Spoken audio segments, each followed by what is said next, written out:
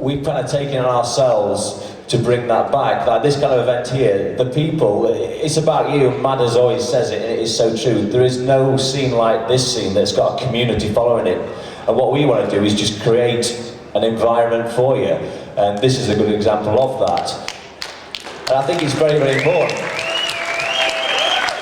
It's not just about the DJs, you know, it is about the punters, because if you lot aren't there, we're just playing to an empty room. But I think a lot of promoters did get a little bit lazy of late, you know, book some DJs, stick a banner up, and away you go. But you've got to put a little bit more back in for the clubber, as far as I'm concerned, or else the scene will die. And Clubland, from my standpoint, is going through a lot of changes right now. You're seeing clubs going from weeklies to monthlies, you're seeing clubs go down. It's a very difficult scene. There's a lot out there. There's a lot of choices for you clubbers. And as a promoter, we have got to listen to you. We've got to get it right, or you know, it will not survive.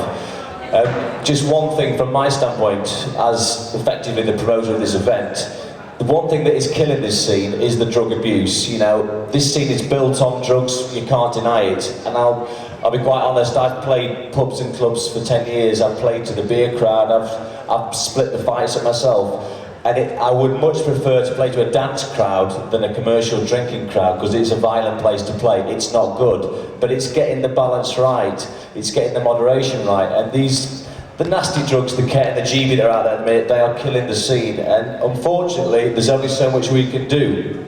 The problem that we've had with this event is not the DJs, it's not the decor, it's keeping everybody healthy, because if we have people falling over on us on this event, there will be no more. So we're trying to turn it over to the clubbers that, you know, be sensible with it, you know, police it yourselves a little bit, because it will kill itself. There'll be a few people that will kill the scene. Just like in football, the hooligans, they killed that scene. You can't stand up at a football match anymore. You've got to sit down in a cage.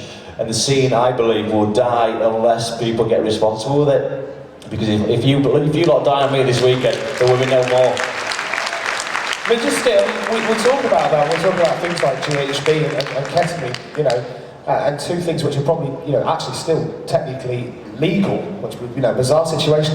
What we're concerned about as a label and as promoters, we're concerned about health. But like in everything in life, whether it's food, cigarettes, drink, I nearly said sex, but not sex, everything in moderation. And at the end of the day, you just got to be sensible. And it's just a simple policy, you know, we don't want to bore you and preach you.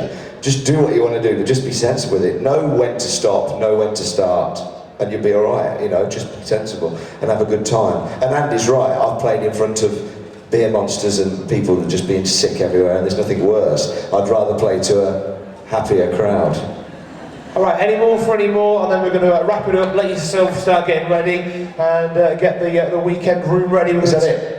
Well, we're going to do a couple more questions down here. And some people say, oh, you charge too much for your records. Just want to make a point that the record shops charge too much, we don't.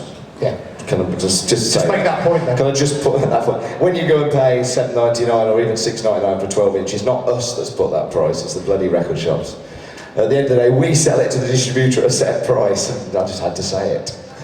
I've been building up all weekend to say that. You've got it out of your system. Yes, I feel better for it. Good. I can't back him up on that. It is a big misconception. You know, when you have a record out there, even if you have a top 10 hit, people think you're a millionaire. The fact of the matter is you probably haven't made any money, to be fair. As a label, when we sign a record, there's so much goes into it. The record shop charge, $6.99. We get about $2.99 from the distributor. We've got to make it, manufacture it, produce it, do the artwork. If you do a video, it's going to come out the cost. We've got to pay you your royalties, pay the songwriter. It gets down to about 50 pence a record, to be fair, and HMV are charging $7.99. So there is a bit of a misconception there, but you know, so be it. All right, any more further? Do a couple of questions down on the floor, do one there and then one right. Anybody, you've had one with anybody else? Right, okay. I'll do one over there and then one over there. Just come down here. The line with the music they play. You mean being a bit more adventurous? Yeah. Yeah. I think we'll pass it over to Paul because he's quite adventurous in all departments. But I mean, personally, for me, it's been quite a good thing that a lot of DJs play the same records, because it's made me stand out, especially up in North, because what I play is quite a London-based sound. But yeah, I mean, it is bad when, you know, I mean, we used to go to, I don't know how many you used to go to Corporation in Sheffield, but there were 2 rooms, 8 DJs, and you did the same track 6 or 7 times in a night. And, you know, that's not fair on you. I mean, you're going out and paying whatever it is to get in, and you're not paying to hear the same tracks over and over. You can sit at home and listen to a CD and put it on repeat for that. So, yeah, I mean, it is time that DJs did. I mean, like Lee's now diversified into his German trance, which is, you know, I'm not into it, but he likes it. But that's important, isn't it? Though, respect people- for other people's music. That's important. Respect for other people's music, isn't it? Yeah, it's. I mean, it's good. You know, if Lee's on Tidy Boys and I'm on, then it's going to be different tunes all night, and that's how it needs to be. Really, it just gets all too often there's the same DJs different DJs playing the same record. So sort it out. Okay, do one final question. Just on that, got so much to say. Yes, obviously. On that point, I think what Paul said was very good, because this time last year, if we played Sunday Central, I think everybody was playing out the same box. Now, Lee's gone that way, you know, everybody's got their own little individual. And I think if you see a night lineup and you see Farley, Rob, Eddie, us, and Big Nose over there, Paul, you get sort of across the board now, whereas I think it's better for the scene. About a year ago, it was a bit all humdrum. Me and Andy are different DJs to Paul, obviously, and it's good that we do that. I think if we all were like Paul Glasby, it'd be a shit scene, and if we were all like Eddie, it'd be shit and everything, you know what I mean? So it's about variety. And the other thing is we have to play the same records because people expect us to play the same records. Please play Let's Cry. You've lost money. Can I do one final question? Well, we've got 2 nights to go. You rambles.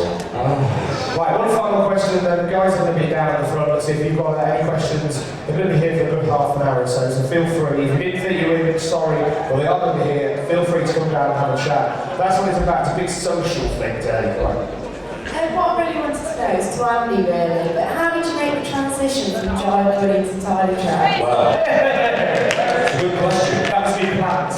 It's a very good question. Rabbits.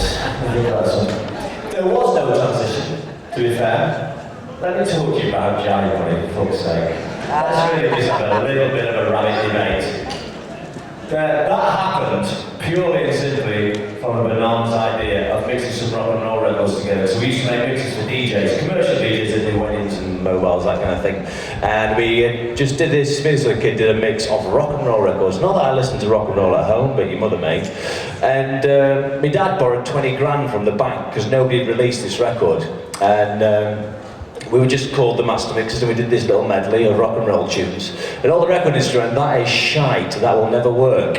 And this friend of my dad's drew a little cartoon rabbit, and we thought, oh, he looks nice, why don't we let him become the artist? So anyway, Jive Buddy and the Master Mixers were born in July 1989, and we had this record called Swing the Mood. As I say, nobody released it, so my dad borrowed 20 grand, we risked everything, and it went to number 1 for 5 weeks, and we sold 850,000 copies in the UK, which was nice back then. And we went on to have 3 more number 1s, and then it all kind of went wrong from there. But the point of the fact is, if I hadn't done all that shit, this wouldn't be happening today, to be fair, because that gave us the platform to build a business, to do the things that I really wanted to do, which was to make dance music. That was 13 years ago. There was no transition because it was just one of those bizarre things in life that happens, you know, one of them quirky little records that suddenly everybody and the dog wants to buy. That finished in 92, Tidy started in 95. I'm a producer, you know, I can make a dance record or I can make an acoustic record. That's where I came from. I didn't start in this business as a DJ, I started as a producer. As I say, when we opened this debate, I used to record rock bands, some of the stuff Paul Glasby may well like. But you know, I am a producer, I produce music, I produced some rock and roll records which sold, I think, 12 million records worldwide, which gave me, you know, the finance to do this kind of stuff. So, to answer your question is, there was no transition, it was just a bizarre journey. Well, there we go. That's your panel. Thank you very much to Rob Tissera, Eddie Halliwell, Andy Pickles, Amadeus Mozart, Lee Haslam, and Paul Glasby.